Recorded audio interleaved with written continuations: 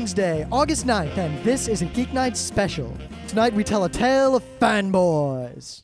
So, as it should be apparent to everyone who's been listening all week, this is yet another Geeknights special. We are out of town as part of Otakon and the week of fun that follows it every year. Yeah, by the time you're listening to this, Otakon will be over, and we will be far away on a beach or something, and we won't be able to record anything, so yeah. Yes, hence we thought we'd do these short specials to, 1, fill out the feed while we're gone, and 2, so you guys don't forget we exist. If this is the first time you're listening to Geeknights, this is not normal Geeknights. Not at all. This is a very special Geeknights, hence it is a Geeknights special. If you want to know what this show is all about, I suggest you look for any episode that doesn't have the word special in the title. That would be a good idea. There are about 160 of them. Who knows how many? I think we should just stop using episode numbers and use the numbers that we use on the... We don't use episode numbers anyway. I know, but stop counting the episodes. Just actually say episode 06 or whatever. We just say what day the episode is anyway. We've never said what the episode number was ever. I think we did. No, we didn't. We've never introduced the show that way. Not introduced the show that way, but talking about it that way at all. Okay. Yeah. The only one who's ever done that is you.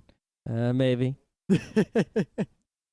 Anyway, since it's Anime Day, our special will involve a story from the days when we used to run the RIT Anime Club. Scary days. Well, they were good days, but one time we were at this convention, and some people from Case Western, who they also have a fairly large anime club, we met them and they're talking to our club people, and after a while they realized, wait a minute, you're the RIT anime people. We have a warning for you. Uh-oh. And they were dead serious.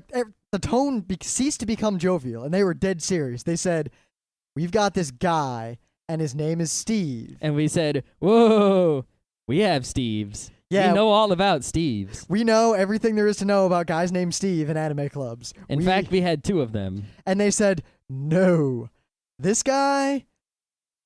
And they couldn't really even describe him. They just said, he's going to RIT next year. And we said, oh, great, we'll have 3 Steves. And then they said, we felt the need to warn you about this guy. And we totally blew these guys off. Yeah, whatever. we're like, okay, if this isn't just complete BS, either, okay, we have 2 Steves already. A third Steve isn't, whatever. If we can handle the 2 we got, we can handle a third one. Now, to back up a bit, the whole thing about Steves, we know a bunch of people named Steve. And one of which is good. Yeah, one of which is a very good friend of ours. There are a couple other Steves we know who are general okay people. Mm-hmm. But in the anime club, it seemed that a greater number of people than is statistically probable who were named Steve were also fanboys of the highest order. As in fanboys. As in, my favorite anime is the worst anime ever kind of I love fanboys. the hentai. I like to watch it all night. I sit in my room with no friends. God, yeah, one of them actually used to follow us around describing hentai to us.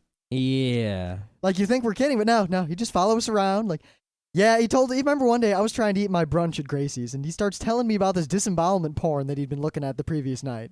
And I was like, something I need to do, and I got up to leave, and I hadn't even finished my food, and he's like, oh, what are you up to? I'll follow. And I was like, something you can't come along to do.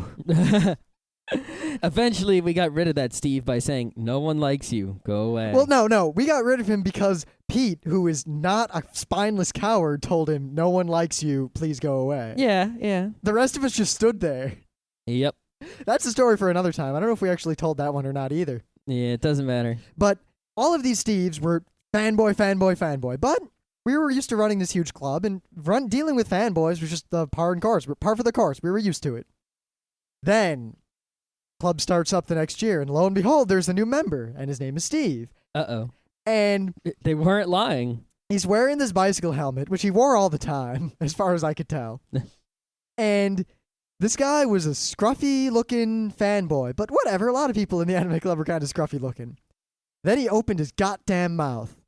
Goddamn is not even close to the correct words that need to be used to describe his mouth. I mean, there were people before us, before the front row crew took over this club. The crew before that, they all had, there was Godboy and Fanboy and Artboy.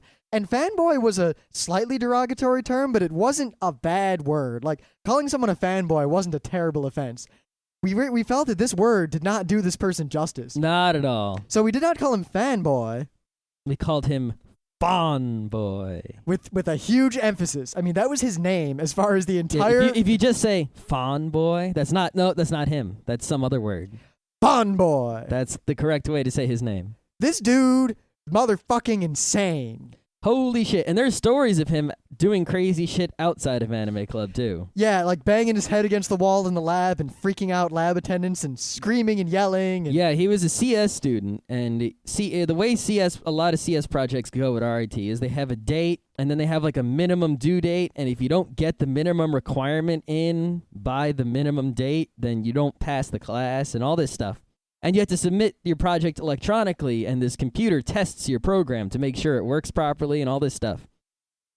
So, he was having trouble with his project. He was probably going to fail. I don't know if he did or not, but, he was in this lab full of people working on their projects, and obviously he had some sort of social disorder of some sort. yes, it's called being a FANboy. Yeah, and he was like getting up and screaming, and there was like some girl who was running the lab at the time, and she's just a person who watches the computer lab, and hands you your piece of paper after you print it out, and restarts the computer if you have trouble. That was the most sought after job in all of RIT because you did nothing except your homework and you got paid. I mean, she knows something about computer science because it's a CS lab, but she's not supposed to tell the guy how to do his project or anything like that. And this guy's like screaming and yelling, and he's going crazy, and he's hitting things, and he hits his head against the wall, and crazy guy. Now, at the Anime Club, he was generally just disruptive and bothersome, and he yelled a lot, and he talked a lot, and he talked about hentai and things we didn't want to hear about. Yeah, the general rule at Anime Club was, you're not supposed to talk during the show, but if you have something incredibly clever to yell out, right, then it's all good. And the way you can tell this is you yell something out. And if everyone laughs, that was good. If people groan, that was bad. If people don't say anything, that's also bad. And it's generally sort of a one-strike deal. If you say funny things all the time and you don't do it too often to be annoying, then, you got a free pass. This guy, everything he said was a groan. Absolutely everything. He just yelled stuff out at any anime we showed. Like two girls would see each other and he'd be like, "Oh boy, Yuri time." Yeah, and generally, as soon as you get one groan, you're supposed to shut up forever. Forever and ever and ever. Yeah, and we're talking... he didn't shut up. The primary means of punishment in the club was simply social ostracizing. Yep. Ostracification. There's not really a word that we wanted to use there. I guess there isn't. No. Ostracization? I guess. That's what he was. He was ostracized. Yet that didn't heavily. stop him. That didn't stop him. No, he would just come up to you and try to talk about things that you didn't care about and scary anime stuff. And yep, like I'd be ready to start the Anime Club meeting, yell my classic, "Hi, everybody. Hi, Rem. Welcome to Anime Club, blah, blah, blah, blah, blah." And he would just kind of be standing in front of me at the front of the room, and he... the other couple hundred people are sitting down, and he's just kind of standing right in front of me in my way. And I'm like, "Could you please sit down so I can start the meeting?"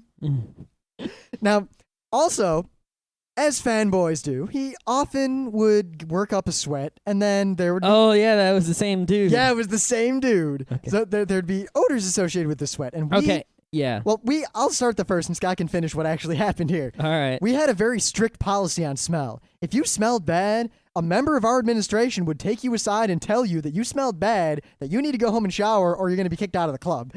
Well, not kicked out of the club, but kicked out of the meeting. If you kept doing it, you would be barred from the club. We never had to bar anyone. Yeah, it's basically, here's a crowded room full of people watching something on a screen, or a crowded room full of people playing games or dancing, and if you were giving off an odor and the people around you were disturbed, we said, all right, you have to leave the room and you can't come back until you no longer give off an odor. Now, we had those hundreds of pounds of soap that we had commandeered from RIT at one point. Basically, you're out of college, so they get all sorts of free shit to give out to students all the time. And somehow, we ended up with 44-pound boxes of Zest soap. Now, it was shitty soap. Zest, Rainforest, whatever. This was crap soap. But they were all individually wrapped, and... 44 pounds per box. I took a box for me. Scott took a box for him. Our friend Pete took a box for him. So that was... No, Pete took 2 boxes, I think. Did he? So 88 160, 76 pounds of soap. Yep. I mean, we couldn't even Almost 200 pounds of soap. we couldn't even carry it back to the dorms. We stashed it under some stairs in the liberal arts building, and we wrote like some bullshit on them. Like I put a piece of paper on them, and I wrote like temporary storage, care of, and I made up a name, and then I put a number on it. And I figured that would look official enough to people would leave it alone, and they did. Yeah. No one took any soap out of it besides us. Yeah, every time I needed soap, I just stopped by there, open one up, take whatever soap I needed. Yeah. So we had this soap, and one of the boxes belonged to the anime club. And if someone gave off an odor, we said, hey, we can use this soap really discreetly, just kind of hand someone a soap, and that's like, now they know that they smell and they have to go, without saying, you smell, and everyone around hears you say it. Now, what would a normal human being do when given a bar of soap? They would go, oh, and leave, shower, and come back. Hopefully with the soap or some other kind of soap. Yep.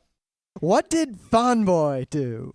Well, he took the soap, and he rubbed it in his underarms. Immediately. A dry bar of soap. And then he said, thanks. We were dumbfounded.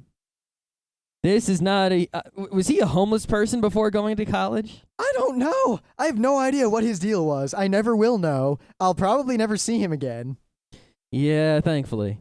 Very thankfully. I mean, he really was probably the epitome of all that is FANboy. Yeah, as soon as we had him, the other Steves were like, okay, cool. Yeah. Talking about hentai, whatever. You're not rubbing soap under your arms. Yeah, luckily, I mean, smell is a problem apparently with a lot of anime clubs, but we really kind of had it under control. Yeah, well, it's because we recognized the problem. A lot of other anime clubs and conventions where smell is a problem, they kind of ignore it or they don't recognize it. I think a lot of those cons is because they were run by people who also gave off those smells. Yeah, but, by bringing the problem out into the open, we really were able to manage it. Yeah, plus, honestly, nothing will make a fanboy shower faster than public humiliation. So, in closing, I urge you, if you're at Otakon or any other big anime convention and a dude smells like an open sewer full of cheese, tell him that openly, loudly. And the people, if you're playing DDR, it's inevitable. You're going to smell. That's okay. I mean, that's okay. It's just when you're done playing DDR, go back to your hotel, take a shower, and come back. Yeah, I swear to God, if you play DDR for 2 hours and then you're sitting next to me at the cosplay, I'm going to kill you. And also, some people are fat. Well, you shouldn't be, but, if you're fat and if you sweat a lot and smell a lot, and you're waiting in line for 2 hours in the heat of Baltimore or wherever else your convention may be, and thus you sweat and smell, after you get your badge, go take a shower. If you don't, and you're sitting next to me at the cosplay, I will kill you. I'll publicly humiliate you as well, which might be worse than killing, considering there's tens of thousands of people there. All right. Hooray, we finished a very short episode with little effort.